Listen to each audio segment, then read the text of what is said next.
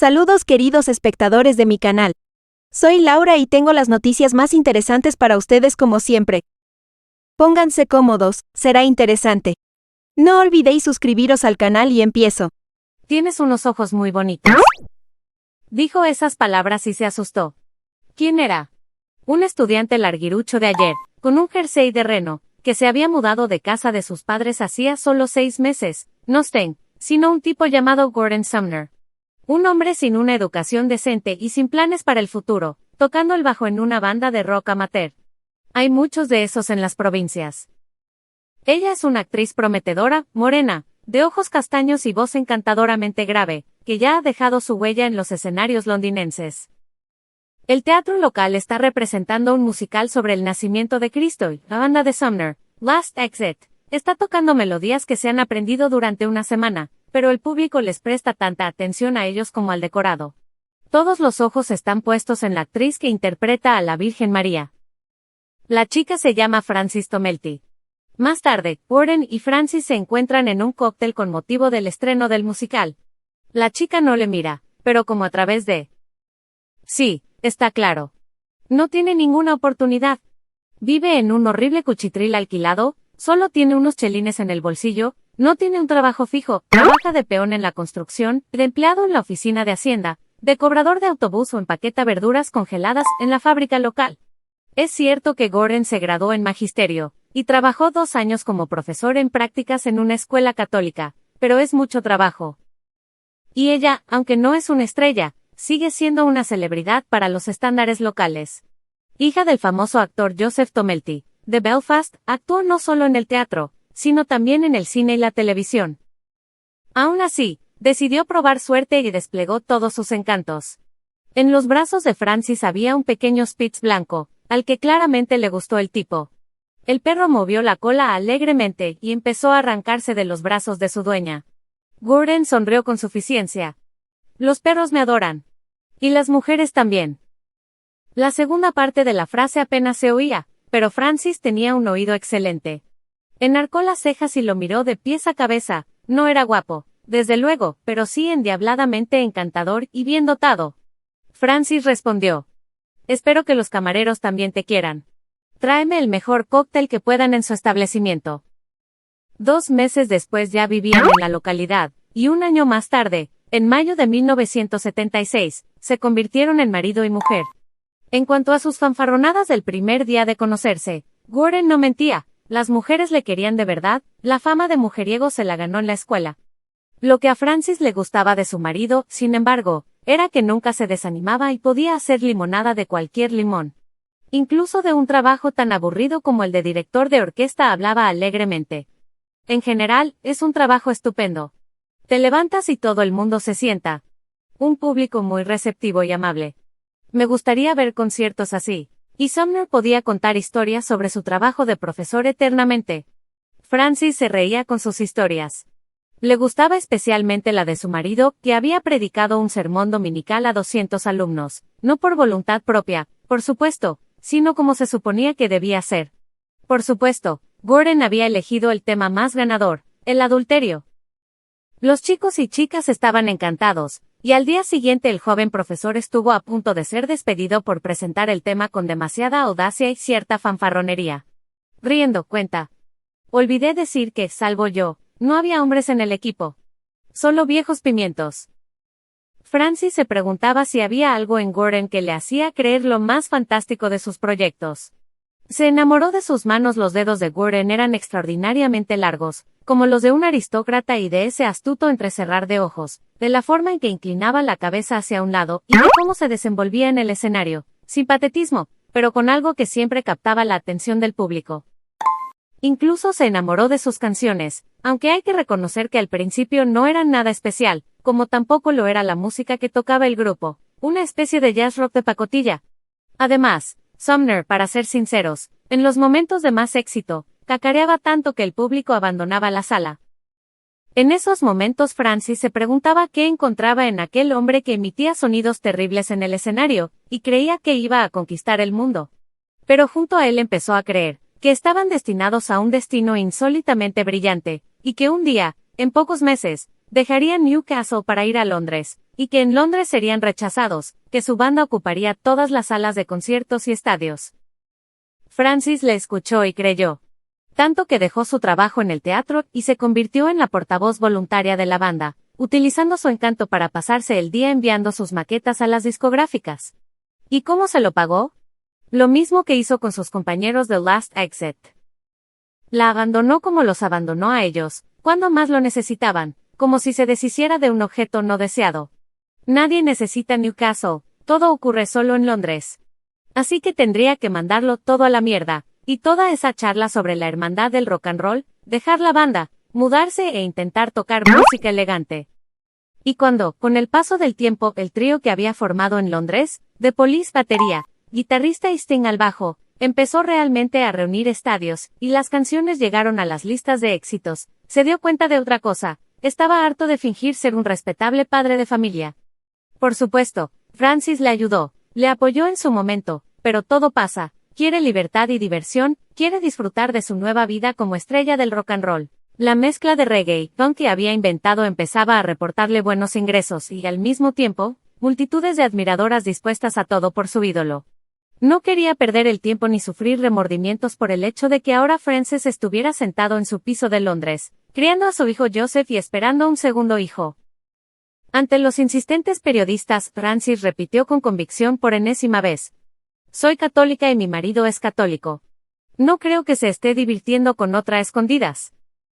Sting sorprendió a los periodistas con su franqueza. «No puedo pasar un día sin tener buen sexo». Los periodistas se mostraron sarcásticos. «Me pregunto con quién. Si su mujer no va de gira con usted». Sus músicos no hicieron tales preguntas. Vieron un flujo constante de chicas día tras día. Sting las arrebataba de entre la multitud en los conciertos, en las reuniones sociales, las conocía en los bares, incluso en los programas de televisión. Y todo terminaba con rápidos encuentros amorosos en los lugares más inapropiados: azoteas, escaleras de incendios, alféizares y mesas. Su energía y confianza en sí mismo eran la envidia de cualquiera. Su plan para conquistar el mundo se parecía a un mapa militar. Las flechas rojas mostraban el camino de avance, las líneas de puntos las posibles retiradas y alternativas. Lo tenía todo en cuenta: los hábitos y preferencias de los redactores jefe de las revistas musicales, las emisiones radiofónicas, los números de teléfono de los presentadores de programas populares, los horarios de conciertos y giras, las entrevistas, los rodajes y las firmas de autógrafos. Repartía el dinero, comprobaba, volvía a comprobar, aclaraba las condiciones de las giras, y hacía ensayar a los músicos una y otra vez hasta que se daba por satisfecho, y rara vez lo estaba. Atrás quedaban Newcastle, sus compañeros de clase, sus padres, sus hermanos, y ahora Frances se sumaba a la lista. Los raros días que venía de gira a su piso de Londres, que más tarde fue sustituido por una bonita mansión en Hampstead, a 20 minutos de Londres, Sting se aburría francamente. En un abrir y cerrar de ojos, tras engullir un excelente almuerzo de niño, le habían enseñado a comer rápido para no perder ni un segundo de su precioso tiempo. Se encerraba en su habitación con su guitarra favorita. Por la noche, sacaba una tumbona al exterior y se sentaba junto a Frances y se quedaban callados durante largos ratos de tenso silencio, mirando al cielo. No tenían nada de qué hablar. Todo lo que les había unido antes: la lucha por la supervivencia, las noches en un piso de alquiler del tamaño del lavabo de su actual mansión, las deudas interminables y las conversaciones sobre el futuro, se deshizo como el humo. El futuro para Sting ya ha llegado. Se podía contar, tocar y medir, en millones de discos vendidos, metros de artículos de prensa, cientos de emisiones, libras esterlinas sonando en su cuenta bancaria. Sting no sabía cómo medir sus sentimientos por Frances. Era más fácil convencerse de que no había sentimientos. Era mucho más difícil admitir que, al huir de Frances, huía de sí mismo. Resultaba que tenía miedo de la vida familiar.